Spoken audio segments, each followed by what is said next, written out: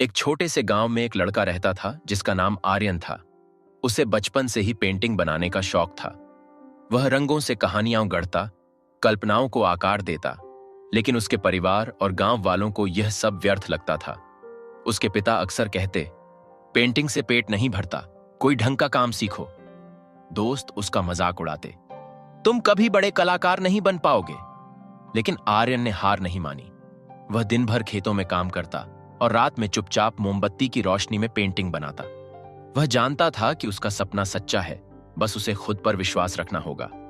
एक दिन गांव में एक प्रसिद्ध चित्रकार आए। वे नए कलाकारों की तलाश में थे। जब उन्होंने आर्यन की पेंटिंग देखी तो चौंक गए। यह किसने बनाया? उन्होंने पूछा। गांव वालों ने हंसते हुए कहा, एक गरीब लड़का जो अपना समय बर्बाद कर रहा है। लेकिन चित्रकार ने किसी की बात नहीं सुनी। उन्होंने आर्यन से कहा, तुम्हारी कला में जादू है। अगर तुम इसे निखारोगे तो दुनिया तुम्हें याद रखेगी। यह पहला मौका था जब किसी ने आर्यन की कला को सराहा, लेकिन उससे भी जरूरी यह था कि आर्यन ने हमेशा खुद पर विश्वास रखा था। चित्रकार उसे शहर ले गए। आर्यन ने खूब मेहनत की और धीरे धीरे उसकी पेंटिंग्स मशहूर होने लगी। कुछ वर्षों में उसकी कृतियां दुनिया के सबसे बड़े संग्रहालयों में प्रदर्शित की जाने लगी। जो लोग कभी उसका मजाक उड़ाते थे, वे अब गर्व से उसका नाम लेते थे।